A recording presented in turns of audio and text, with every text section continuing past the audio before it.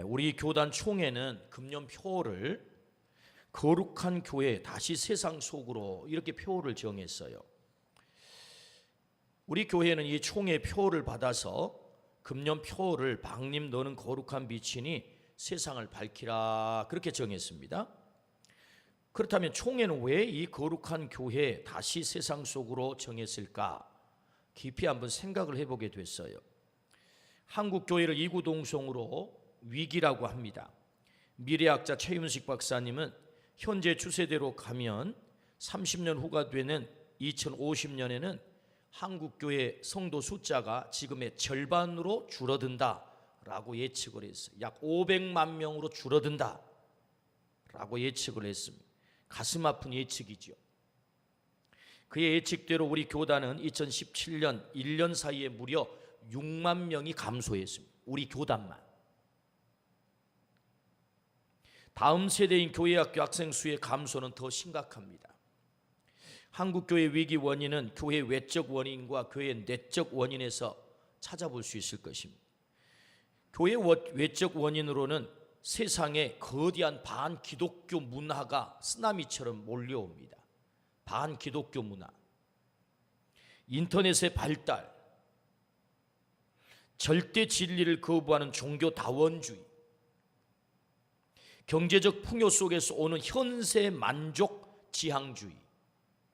너무 풍요로우니까 뭐 천국 갈 거 있나? 이 세상이 좋은데 이 땅에서 즐기려고 하는 현세 만족 지향주의. 이게 이제 판을 치는 거죠. 이런 것들이 교회의 외적 위기의 요인이에요. 그래서 이 복음이 잘 전달이 안 된다. 복음을 잘 받아들이지 않는다는 거예요. 우리의 관심은 교회의 내적인 원인입니다. 아프지만 우리의 모습을 있는 그대로 소개해 보면 이렇습니다. 한국 기독교 목회자 협의회 한목협입니다. 5년마다 한 번씩 실시하는 한국인의 종교 생활과 신앙의 의식 조사를 해요. 그래서 발표를 합니다. 제4차 추적 조사 결과를 2017년 12월 28일 날 발표를 했습니다. 불과 며칠 전이죠. 우리의 내적 문제가 무엇인지 객관적으로 들여다볼 수 있는 그런 지표입니다. 종교인들의 호감을 묻는 질문에 우리나라에 3대 종교가 있잖아요. 불교, 천주교, 개신교가 있는데 호감도가 가장 높은 데가 불교로 대답을 했고, 두 번째가 천주교로 대답을 했고, 세 번째가 우리 기독교로 대답을 했어요. 안타까운 일이죠. 기독교인들의 호감도가 날로 떨어지고 비호감도가 날로 높아지고 있는 그런 추세입니다. 기독교에 대한 전반적인 신뢰도 변화를 묻는 질문에도 5년 전인 2012년에 비해 더 적게 신뢰하게 되었다. 응답이 47.9%, 거의 50% 육박하게 되어 있습니다. 더 많이 신뢰하게 되었다는 고작 2.6%밖에 안 됩니다. 5년 전 통계에 비해서 월등하게 신뢰도가 떨어졌다는 거예요.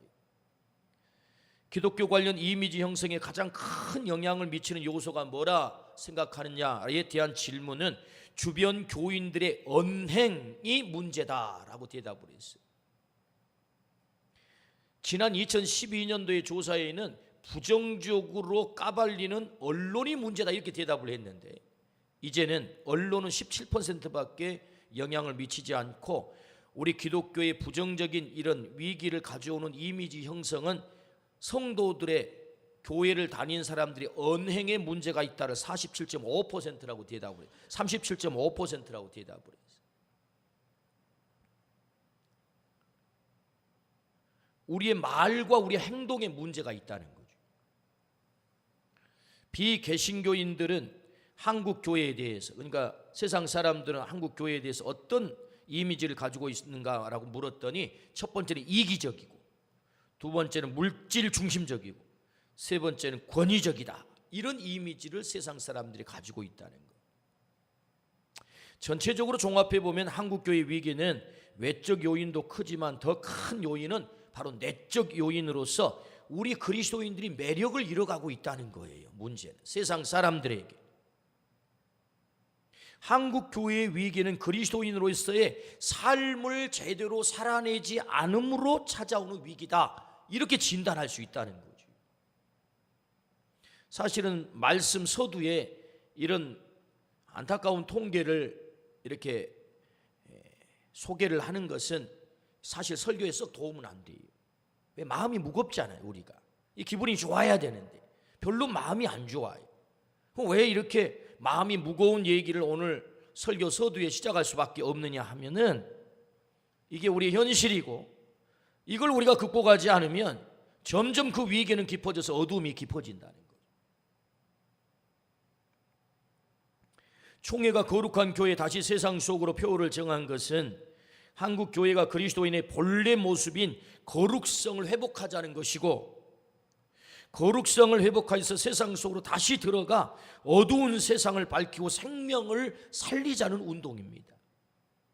우리 안에서부터 어둠을 좀 걷어내고 거룩하지 못한 부분들을 좀 걷어내고, 그리고 세상 속에 들어가서 우리에게 맡겨주신 그 거룩한 사명으로 어두워져가는 세상을 좀 밝혀보자. 이것이 우리 총회의 목적이어서, 그래서 거룩한 교회 다시 세상 속으로 표를 정했어. 우리는 이 표가 아주 시기적절하다고 생각이 듭니다. 그래서 우리 교회는 이 표를 받아서 박님 너는 거룩한 빛이니 세상을 밝히라, 이 우리 표로 정한 거죠. 거룩한 빛이 되면 빛이 들어가는 순간 어둠은 사라지게 돼 있거든요. 그러므로 오늘 말씀의 제목이 너는 거룩한 빛이니 세상을 밝히라, 이것은 1년 동안 하나님이 우리에게 주시는 표고 우리의 삶의 지표예요. 우리가 이렇게 살아야 된다는 거예요. 오늘 그 첫 주에 우리에게 주신 표를 가지고 오늘 말씀을 드리려고 합니다. 그렇다면 우리가 어떻게 거룩한 빛이 되어서 세상을 밝히는 빛으로 살아갈 수 있을까? 이런 질문이 생기겠잖아요. 굉장히 우리에게 중요한 문제입니다. 첫 번째는 너 자신이 빛임을 자각하라라고 우리에게 가르쳐 주세요. 너 자신이 빛이다, 그걸 자각하라 그래요. 자, 성경 14절 오늘 본문 같이 한번 읽어봅니다. 하나님의 말씀이 중요한 것입니다. 사람의 말이 중요한 게 아니고, 자, 하나님이 뭐라고 말씀하는지를 한번 보겠습니다. 14절 시작. 너희는 세상의 빛이라. 산 위에 있는 동네가 숨겨지지 못할 것이요 라고 말씀하세요. 너희는 세상의 빛이다. 이게 무슨 설명이 없어요. 설명이 그냥 선언하고 있는 거예요. 너희는 세상의 빛이다. 너 빛으로 앞으로 빛이 될 거야. 너 빛이 되면 좋겠어. 야, 빛 좀 돼 볼래? 이렇게 하지 않아요. 너희는 세상의 빛이다, 이렇게 선언하세요. 주석가 바클레이는 너희는 세상의 빛이다라는 말씀은 주님이 우리 그리스도인들에게 향한 최고의 찬사다라고 주석을 했어요. 왜냐하면 예수님이 이 세상에 빛으로 오셨거든요. 그래서 요한복음 8장 12절, 자 같이 한번 읽어볼까요? 요한복음 8장 12절 시작. 예수께서 또 말씀하여 이르시되 나는 세상의 빛이니 나를 따르는 자는 어둠에 다니지 아니하고 생명의 빛을 얻으리라. PPT가 준비 안 됐고, 이제 나왔네. 네. 자, 이 말씀 같이 한번 읽어볼까요? 시작. 예수께서 또 말씀하여 이르시되 나는 세상의 빛이니 나를 따르는 자는 어둠에 다니지 아니하고 생명의 빛을 얻으리라. 아멘. 여러분, 이 말씀에서 뭘 말씀하나요? 예수님이 자신을 스스로 뭐라고 그래? 나는 세상의 빛이다. 빛. 나는 빛이다. The light. 그 빛이다. 이거. 그래서 그를 따르는 자, 예수님을 믿는 자는 누구예요? 너도 생명의 빛이다. 이거. 놀라운 얘기입니다, 여러분. 우리 그리스도인을 향한 최대의 찬사라는 거예요. 예수님께서. 예수님이 내가 빛인데 너도 빛이야. 너도 나와 같은 삶을 살 존재야. 너도 나와 같은 삶을 살 수 있는 존재야. 어마어마한 가능성을 이미 부여하고 있는 거예요. 여러분, 우리가 앞으로 빛이 되는 게 아닙니다. 이미 우리는 뭐라고요? 빛이라고요. 내가 예수 그리스도를 믿는 순간 나는 어떤 존재가 된다고요? 빛이 됐다고요. 나를 빛으로 삼아버렸다고요. 이걸 자각하고 받아들이는 것만 있어요, 우리에게. 아니 빛이라고 하는데 자꾸 빛이라고 안 하면 아니라고 하면 어떡해? 야, 너 빛이야. 예, 제가 빛이군요. 깨달았고 받아들이면 되는 거예요. 그래서 예수님은 우리를 향하여서 뭐 다른 설명을 붙이지 않고 그냥 명명해요. 선언한다고. 너는 세상의 빛이다. 이 말씀을 들었던 당시의 현장의 사람들이 누구죠? 예수님을 따르던 제자들이죠. 예수님을 따르던 제자들이라. 그러면 여러분, 그 제자들이 과연 이 빛이 될 만한 존재들인가요? 생각을 해보세요. 예수님이 그 제자들을 막 불렀어요. 마태복음 4장에 예수님께서 제자들을 부르잖아요. 그리고 산 위에 올라가 이르시되 심령이 가난한 자는 복이 있나니 산상수훈을 바로 하시거든요. 그리고 이 말씀을 하신 거예요. 팔복을 끝내자마자 이 말씀을 하신 거예요. 그러니까 사실은 예수님의 제자들이 예수님께 부름을 받아가지고 어떤 훈련을 받은 적이 없어요. 이제 막 첫 번째 설교를 들은 거예요. 이게 지금 그 첫 번째 설교를 듣는데 뭐라고 그러세요? 너희는 세상의 빛이라는 거예요. 너희가 훈련을 잘 받았으니까, 말씀을 많이 아니까, 나를 오랫동안 따라다녔으니까 이제 드디어 너희가 빛이 되었다가 아니잖아요. 지금 그들을 부른 순간 너희는 세상의 빛이다. 너희가 나를, 너희의 삶을 결단하고 따르는 순간 너희는 이미 빛이다. 이렇게 말씀하는 거죠.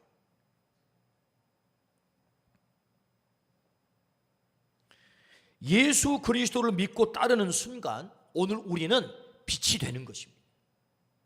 빛이라고 주님이 말씀하십니다. 엄청난 선언이고 감격의 선언이에요. 참 빛 되신 예수님에게 연결된 자는 모두가 빛입니다. 요한복음 8장 12절에 말씀했잖아요. 나를 따르는 자는 어둠에 다니지 아니하고 생명의 빛을 얻으리라. 할렐루야. 아멘. 이미 우리는 빛이 됐단 말이죠. 그래서 우리에게 가장 중요한 게 내가 빛임을 자각하는 거죠. 그래서 나의 정체성을 찾는 것입니다. 아, 나는 어둠이 아니구나. 나는 빛이구나. 하나님이 인정하는 빛이구나. 이 정체성을 찾는 거예요. 이 아이덴티티가 얼마나 중요합니까? 왕의 아이덴티티를 가지면 왕의 행동을 하게 돼 있죠. 거지의 아이덴티티를 가지면 거지 행동을 하게 돼 있다고. 내가 빛의 아이덴티티, 나는 빛이다라고 하는 정체성을 갖게 되면 빛으로 사는 겁니다. 하나님이 우리를 잘 아시죠. 우리가 얼마나 부족한 사람인지 잘 알아요. 감히 빛이라고 말할 수 없는 자인 것을 하나님이 더 잘 알아요. 그럼에도 불구하고 나를 향하여 하나님 말씀하세요. 너는 세상의 빛이다. 하나님이 몰라서 이렇게 말씀하실까요? 아닙니다. 하나님이 너무 잘 아시고 이렇게 말씀하는 거예요. 예수 그리스도를 너의 가슴속에 모셔드리는 순간 너는 빛이 됐어. 이런 말씀인 거죠. 그래서 그걸 우리는 뭐라고 그래요? 은혜라고 하는 것입니다. 내가 빛이 되는데 이건 내 소관이 아니고 그분의 소관이, 그분이 내 안에 예수 그리스도를 통하여서 빛되게 하신 거죠. 그래서 은혜라고 하고 사랑이라고 하는 것입니다. 너희는 세상의 빛이라는 말씀은 너희는 세상에서 가장 가치 있는 존재라고 인정하시는 선언이에요. 여러분, 우리는 세상에서 가장 가치 있는 존재인 줄로 믿습니다.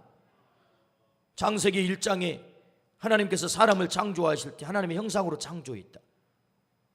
하나님의 형상으로 창조했다는 말씀이 뭐예요? 너는 세상에서 가장 가치 있는 존재야, 이 말씀이거든요. 예수님이 산상수훈에서 첫 설교를 하세요. 지금 첫 설교를 하는데 제자들을 향해서 너희는 세상의 빛이다 라고 하는 건 뭐예요? 너희는 세상에 가장 가치 있는 존재다. 세상에 빛만큼 가치 있는 존재가 어디 있어요? 여러분, 빛 없으면 죽음입니다. 어떤 생명도 살아남을 수가 없어요. 세상의 빛이다, 이 말은요 여러 가지 함의적 의미가 있어요. 이 뜻이 담고 있다고. 그 가운데 하나를 찾아보자면 너는 세상에서 가장 가치 있는 존재예요. 동시에 이 말씀은 내가 너를 가장 귀하게 사용하겠다고 하는 하나님의 약속이에요. 내가 너를 세상의 빛으로 사용할 거야. 그래서 내가 너를 빛 삼았어, 이런 말씀이거든요. 내가 어떻게 살아야 되는지를 가르쳐주는 말씀이지. 주님은 우리에게 우리의 정체성을 정확하게 가르쳐주세요. 내가 누구라고요? 빛이라고.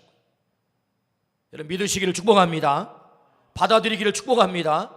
내가 빛이다. 호랑이 새끼가 엄마 호랑이에게 물었어요. 엄마, 나 호랑이 맞아? 엄마가 아주 부드러운 목소리로 그래, 너 호랑이 맞아. 좀 놀다가 호랑이 새끼가 또 엄마한테 물어요. 엄마, 나 호랑이 맞아? 아까는 부드럽게 대답은 엄마가 좀 귀찮아지죠. 두 번 물으니까. 그래, 너 호랑이 맞아, 호랑이 새끼. 또 놀다가 호랑이 새끼가 엄마, 나 호랑이 새끼 맞아? 엄마가 열받았어요. 뭘 자꾸 똑같은 걸 물으니까. 그래, 이 개 시옷개야. 오리지널로 제가 대답을 해야 돼요.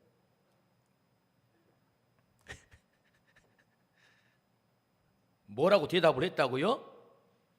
그래, 이 개 시옷끼야. 이렇게 대답을 했다고. 졸지에 뭐가 돼? 강아지가 된 강아지. 호랑이 새끼가 강아지가 됐다고. 아니, 호랑이 새끼 맞다고 그러는데 자꾸 물어. 나 맞아. 하나님이 우리에게 뭐라고 말씀하세요? 너 세상의 빛이야. 그럼 빛으로 살면 되는 거예요. 아멘입니까? 뭘 그렇게 자꾸 물어요? 내가 내 삶이 옛날에 나 이런 인간이었는데 그래도 내가 빛이란 말이. 빛이라잖아요, 하나님이. 너희는 세상의 빛이다. 이거 엄청난 얘기입니다, 여러분. 어떻게 내가 빛이 될 수 있습니까? 그런 거 묻지 마세요. 하나님이 너 빛이라 그러면 빛으로 받아들이면 되는 거예요. 그게 믿음이에요. 여러분, 믿음은 하나님이 하신 일에 내가 반응하는 거라니까요. 이미 우리가 빛이라고 하나님은 영광스러운 선언을 해주셨어요. 그러므로 어떻게 우리가 빛으로 살아갈 수 있나요? 내가 빛임을 자각하고 받아들이라 라고 말씀을 하세요. 내가 빛이다. 이 정체성을 정확하게 찾으라고 말씀하세요. 우리는 이미 빛이 된 줄로 믿습니다. 가장 가치 있는 존재고 가장 귀하게 하나님께 사용받을 존재란 말이죠, 우리가. 이제 남는 것은 뭐예요? 우리가 어떻게 빛으로 살아내느냐의 삶이 남아있는 거예요. 중요한 것은 내가 빛이기 때문에.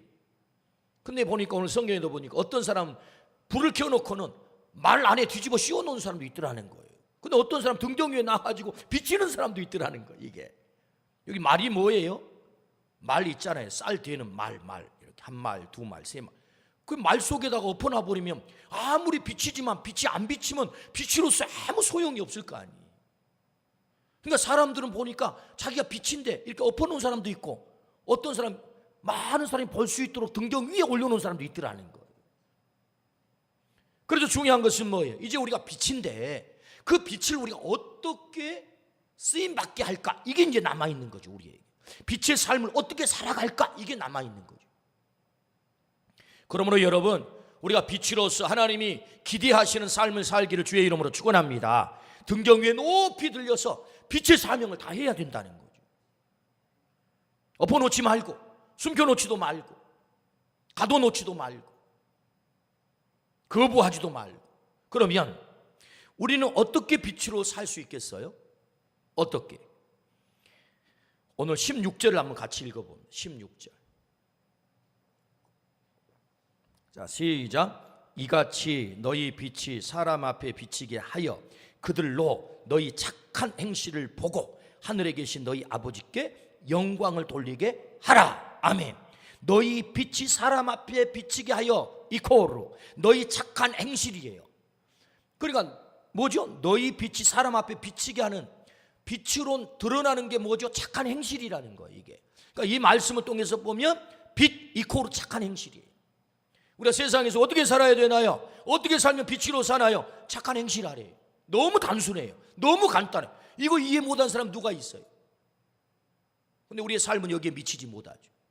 말은 간단하고 단순한데 우리의 삶이 여기 미치지 못한다는, 이게 이제 문제죠. 그래서 여러분, 어떻게 우리가 빛으로 살 수 있습니까? 했을 때 착한 행실을 하라가 빛으로 사는 것이다 라고 성경은 우리에게 정확하게 가르쳐 주세요. 그렇다면 이제 또 질문이 생기잖아요. 어떤 질문? 그럼 무엇이 착한 행실입니까? 이런 질문이 생기잖아요. 우리가 착한 행실하면 세상에 착한 행실 많아요. 하나님을 안 믿는 사람도 착한 행실 많이 해요. 그럼 무엇이 착한 행실이냐? 하나님이 인정하는 착한 행실이 뭐냐가 이제 중요한 것이 되겠지요. 그래서 바로 그 착한 행실은요, 예수님이 마태복음 5장부터 7장에서 가르치시는 이 산상수훈의 내용이 착한 행실이에요. 사실은 오늘 이 본문의 위치가 어디죠? 마태복음 5장 13절부터 나오는 말씀이에요. 산상수훈의 한 복판 속에 들어있다 그 말이죠. 그러니까 너희는 세상의 빛이다, 내가 빛으로 살아야 된다, 그 빛으로 살아가는 게 뭐냐가 산상수훈의 내용이에요. 산상수훈의 내용이다. 그게 착한 행실이다, 이런 거죠. 그래서 이 산상수훈에는 주제가 몇 개가 나와요? 16개가 나와요. 그 주제를 따라서 살면 반드시 착한 행실을 하게 되고, 그것이 빛된 삶이라는 거예요. 빛된 삶, 그리스도인으로서 마땅히 살아야 될 빛된 삶. 그래서 산상수훈을요, 하나님의 나라의 대헌장이라고 그래요. 뭐라고요? 하나님 나라의 대헌장이다. 예수님이 이 땅에 왜 오셨어요? 하나님의 나라를 가지고 왔어요. 하나님의 나라를 어떻게 이루어가세요? 예수님의 착한 빛된 행실을 통해서 하나님의 나라가 이루어져 가는 거예요. 그러면 그 제자들이 예수님을 닮아서 그 빛된 행실을 해야 되는데, 그 빛된 행실의 구체적인 내용이 뭐예요? 산상수훈에서 가르쳐주고 있는 거예요. 그래서 산상수훈을 가리켜 하나님의 나라의 대헌장이다, 그리스도인은 마땅히 이렇게 살아야 된다를 말씀하는 거죠. 16개가 그 주제인데 우리는 16개의 착한 행실을 다 볼 수는 없어요. 3가지만 보려고 해요. 산상수훈에서. 그 첫 번째가 뭐예요? 착한 행실의 그 첫 번째, 예수님이 우리에게 기대하는 그 첫 번째가 뭐예요? 그것은 팔복을 추구하라는 것입니다. 뭘 추구하라고요? 팔복을 추구하라고. 여러분, 복은요, 가치관이에요. 그것이 복이라고 생각한다는 것은 그것을 귀하게 생각한다는 거거든요. 그것 있으면 나 행복하다는 거거든요. 그래서 그 복을 사람은 추구하는 거예요. 그래서 어떤 사람은 건강이 있으면 나 행복해, 건강이 복이라고 생각을 추구하는 거예요. 그 사람에게 건강이 가치관이에요. 돈이 어떤 사람에게는 복이라고 생각하니까 돈을 추구하는 거예요. 왜? 그것 있으면 나 행복하다고 생각하거든요. 돈은 그 사람에게 가치관인 거예요. 그러니까 복은 뭐냐? 그 사람에게 가치관이에요. 예수님께서 메시아로 등극을 하셔가지고 제자들을 불러서 첫 번째 설교를 할 때 그 설교 첫 번째가 뭐예요? 팔복이에요. 팔복은 뭘 말해요? 8가지 복을 얘기하지만 정확하게 말하면 하나님의 나라의 가치관이에요. 우리가 추구해야 될 가장 중요한 가치관이다. 그 가치관을 추구할 때 우리는 착한, 하나님이 인정하는 삶을 살 수 있다는 것입니다. 이게 빛된 삶이다. 그러면 이런 팔복에서 뭘 말해요? 심령이 가난한 자는 복이 있다, 애통하는 자는 복이 있다, 의에 줄이고 목마른 자는 복이 있다, 온유한 자는 복이 있다, 긍휼히 여기는 자는 복이 있다, 마음이 정결한 자는 복이 있다, 화평케 하는 자는 복이 있다, 의를 위해서 박해를 받는 자는 복이 있다.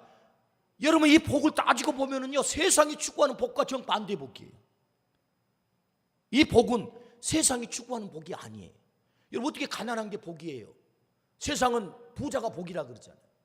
근데 주님은 가난한 게 복이래요. 심령이 가난한 게 복이다. 애통하는 것이 어떻게 복이에요? 눈물 안 흘리고 그냥 날만 하하호호 웃어야 복이지. 근데 어떻게 질질 짤고 애통하는 것이 복이냐고요. 어떻게 온유한 게 복이에요? 온유하다 보니까 맨날 치잖아요. 강한 것이 복이고 그렇잖아요. 세상의 가치관하고 이게 충돌이 일어나요. 사실은 예수님께서 말씀하시는 팔복은 하나님 나라의 가치관이고 우리가 빛으로 살아가는 착한 행실의 가치관인데, 이것은 세상의 가치관을 거스리는 것이다. 그런데 이 거스림을 통해서 우리가 진정으로 빛으로 살 수 있다는 것입니다. 사실은 이게 사실 오늘 말씀이니까 어려운 말씀이에요. 우리가 너희는 세상의 빛이다, 우리가 설교를 많이 들었어요, 지금까지. 사실은 그래서 우리는 너무 잘한다고 하지만 이게 굉장히 고차원의 말씀인 것입니다. 오늘 말씀.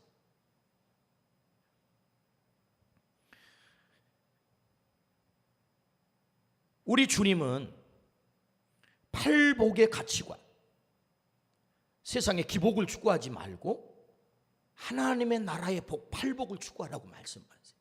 팔복. 그것이 너의 가치관이야. 네가 살아가는 삶의 가치관이야. 네가 그래야 빛으로 살 수 있는 거야. 이렇게 말씀하시거든요. 심령이 가난해지기를 추구하라고 우리 주님이 팔복에서 첫 번째 말씀하세요. 이것은 탐욕으로부터 벗어나라는 얘기. 왜 이 땅이 어두워지나요? 탐욕 때문이에요. 사실은 모든 구석구석에 사실 탐욕 때문에 세상이 어두워지는 거예요. 왜 가정이 어두워져요? 정상적인 가정생활을 하면 되는데 엉뚱한 짓거리를 해. 이상한 여자를 만나고 이상한 남자. 이게 뭐예요? 다 탐욕이잖아요. 정욕의 탐욕. 정상적으로 경제활동을 하면 되는데 이걸 막 어지럽혀. 그러니까 경제가 흐트러지고 어지러워. 어두워지는 거예요. 자꾸. 이게 탐욕으로부터 벗어나라는 거예요. 그것이 심령이 가난해질 때 심령이 가난한 자가 복이 있다라고 하는 주님의 말씀이지요. 탐욕으로부터 벗어나야 사람을 죽이지 않습니다. 탐욕으로부터 벗어나야 세상을 살벌하게 만들지 않습니다. 야고보 1장 15절에는 욕심이 잉태한 즉 죄를 낳고 죄가 장성한 즉 사망을 낳는다라고 말씀하세요. 우리의 탐욕, 왜 심령이 가난해지는 것이 복이에요? 이 탐욕으로부터 벗어나지 않으면 절대로 너는 행복해질 수 없다는 거예요. 사실 여러분, 탐욕에 만족이 있나요? 없습니다. 그거 절대로 없습니다.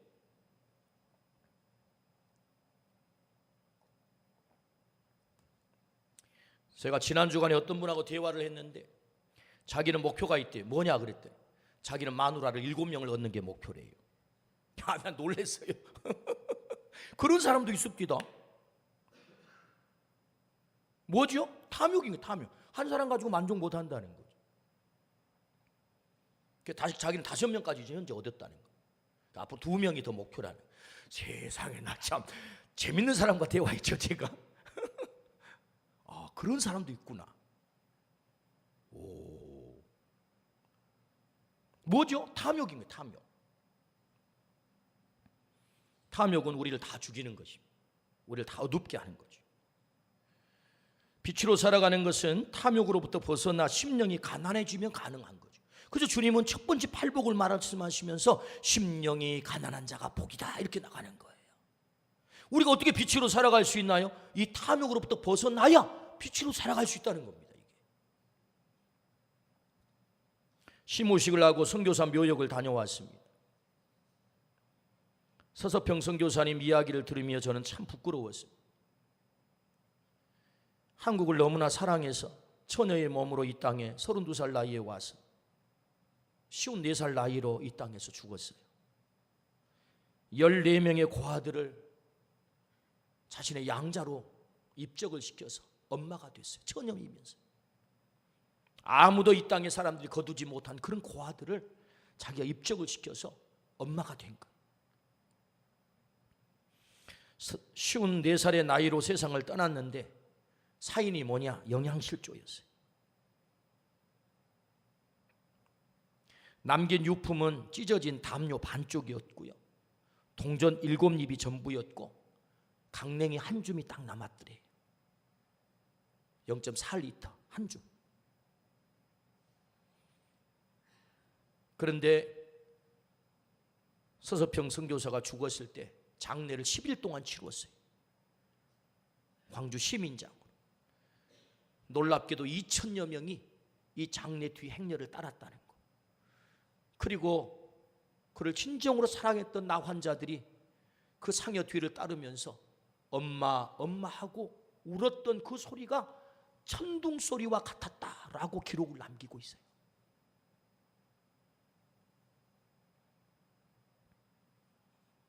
심령이 가난한 자가 복이 있는 거예요. 심령이 가난한 자가 복이 있다. 우리가 어떻게 빛으로 사냐? 우리 주님이 팔복을 말씀하세요. 팔복. 팔복은 복이거든요. 이건 우리의 가치관을 말해. 네가 뭘 추구하며 살 거냐? 세상이 추구하는 가치관을 똑같이 추구하며 살 거냐? 아니면 하나님의 나라의 가치관을 네가 가지고 살 거냐? 심령이 가난한 자가 복이 있다. 애통하는 자가 복이 있다. 온유한 자가 복이 있다. 긍휼히 여기는 자가 복이 있다. 의를 위해서 목마른 자가 복이 있다. 화평하게 하는 자가 복이 있다. 의를 위해서 내 목숨을 내놓는 것이 복이 있다라고 하는 하나님의 나라의 가치관을 위해서 네가 살 거냐? 여러분, 하나님의 나라의 가치관을 추구하며 사시기를 주의 이름으로 축원합니다. 그게 빛으로 사는 거예요. 그게 착한 행실이라는 거예요. 그게 착한 행실이다. 그게 빛으로 사는 거다. 왜 세상이 자꾸만 어두워져요? 복이 아닌 세상의 복을 추구하기 때문입니다.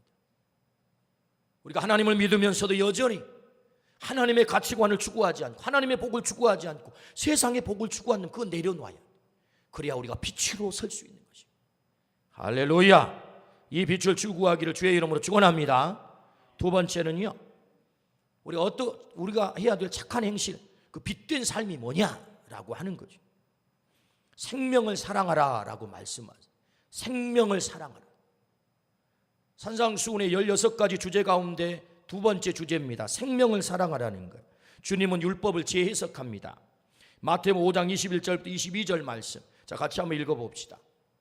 시작. 옛사람에게 말한 바 살인하지 말라. 누구든지 살인하면 심판을 받게 되리라 하였다는 것을 너희가 들었으나 나는 너희에게 이르노니 형제에게 노하는 자마다 심판을 받게 되고 형제를 대하여 라가라 하는 자는 공회에 잡히게 되고 미련한 놈이라는 자는 지옥불에 들어가게 되리라. 아멘. 여기 보니까 살인하지 말라, 십계명의 중요한 계명이잖아요.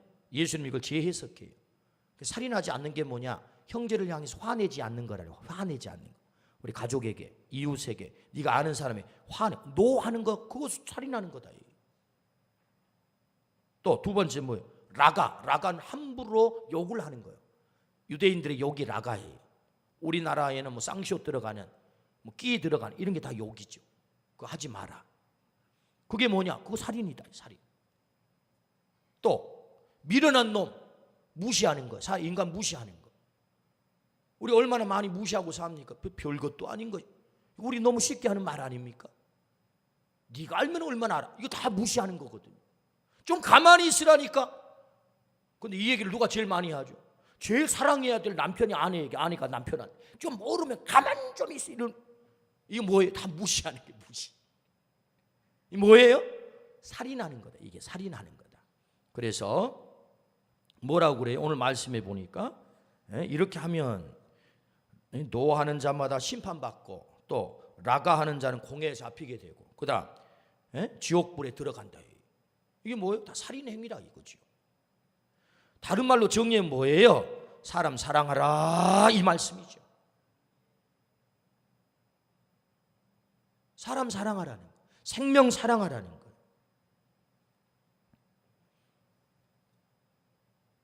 이 시대를 살아가는 우리는 너무나 쉽게 살인을 저지릅니다.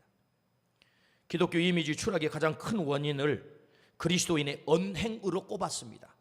서두에 보고서에 보니까 왜 이렇게 기독교가 추락했냐 했더니 언행이다. 말과 행동 때문에 37.8%가 그래서 기독교가 이렇게 추락하게 됐다라고 스스로들 대답을 했어요. 생명을 살려야 할 우리가 그렇게 하지 못했던 거죠. 함부로 말했고 말로 살인했고 행동으로 살인했고 그랬다는 것입니다.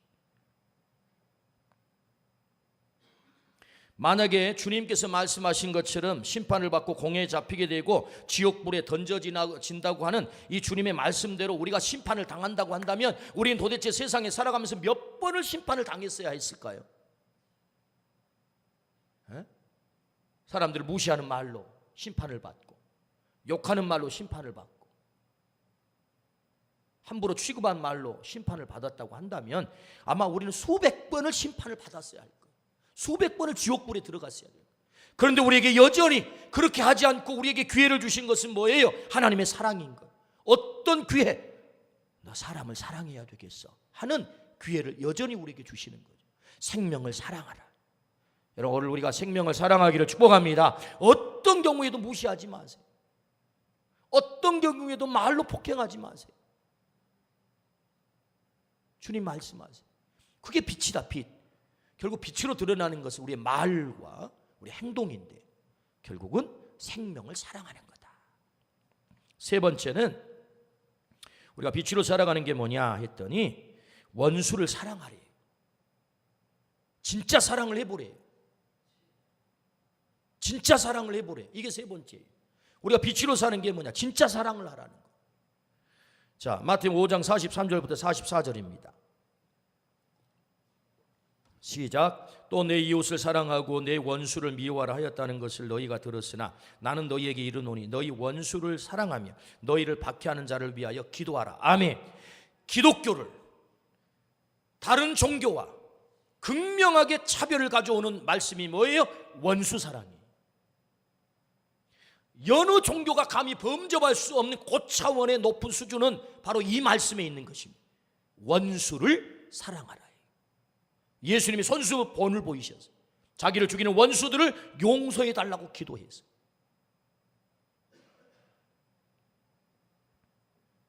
그러므로 여러분, 원수 사랑은요 착한 행실에 우리식 표현으로 하면 끝판왕이에요. 원수 사랑은 착한 행실의 끝판왕이다. 이건 기독교를 기독교 되게 하는 아주 중요한 말씀이고 주님이 요구하시는 삶이죠. 어렵죠. 원수 사랑 어려운 것입니다. 그런데 이것을 주님은 주문하세요. 이것이 빛된 삶의 마지막 단계예요. 우리가 빛으로 살아가는 마지막 삶의 단계가 뭐냐? 진짜 사랑하라는 거. 진짜 사랑. 원수까지도 사랑하라. 이것이 빛된 삶이고 착한 행실이다. 그저 뭐 동전 몇 입 갖다 주는 거 그것도 중요하지만 그런 차원이 아니다. 이게 진짜 사랑을 해라. 진짜 사랑. 시무식을 하면서 오신데 뜰에 내려왔더니 윌슨 기념관 그 옆에 큰 돌비석이 있었어요. 거기에 손영환 목사님 추모비가 세워졌는데 고은 목사님께서 쓰신 추모비에 한번 읽어볼 테니 여러분 들어보세요. 당신은 이미 땅의 사람이 아니었습니다. 오늘 당신을 말하는 것은 너무 어설퍼 오히려 누가 됩니다. 버림받은 나 환자들 더러운 피고름 당신 입술로 빨아낼 때 당신은 이미 이 땅의 사람이 아니었습니다. 두 아들 동인 동신이 피투성이로 쓰러져 순교제물 되던 날, 자식 하나 바친 것도 영광인데 둘씩이나 순교제물 받으시니 하나님 감사합니다 하며 눈물을 흘리실 때 당신은 이미 이 땅의 사람이 아니었습니다. 보기만 해도 소름 끼치는 두 아들 난사한 사람 양자 삼던 날 사랑의 원자탄은 터지고 이 땅의 십자가로 서서 기뻐 하늘 보던 당신은 이미 이 땅의 사람이 아니었습니다. 오늘은 남해가 보이는 예양원 동산에 당신마저 순교자 되어 두 아들과 나란히 누우셨을 때 당신은 이 땅이 차마 감당치 못할 사람이었습니다. 오늘 당신을 말하는 것은 너무 부끄러워 오히려 누가 됩니다. 당신은 이미 이 땅의 사람이 아니었다. 왜요? 진짜 사랑을 했다는 거죠. 자기 두 아들을 죽인 안재선을 자기 양자를 삼았단 말이에요. 그 나환자의 발바닥에 나는 고름을 입으로 빨았단 말이에요. 진짜 사랑을 한 거죠. 착한 행실. 그게 뭐예요? 원수 사랑이다. 그게 빛으로 사는 것이다. 이 놀라운 사랑을 우리도 할 수 있대요. 주님이 너는 세상의 빛이다. 예수님만 하는 게 아니고 나도 할 수 있다니, 우리도 할 수 있다. 이 얼마나 놀라운 가능성입니까? 그래서 빛으로 살라. 너는 세상의 빛이다 라고 말씀하세요. 주님은 우리를 향하여 세상의 빛이라고 말씀하셨어요. 우리가 세상의 빛입니다.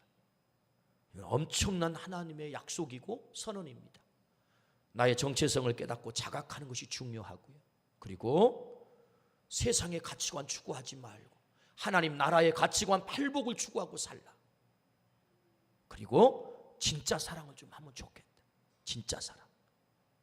오늘 우리 모두가 그렇게 살아 빛으로 사는 은혜가 있기를 주의 이름으로 축원합니다. 너는 거룩한 빛이니 세상을 밝히라. 주님 말씀하셨어요. 기도하십시다.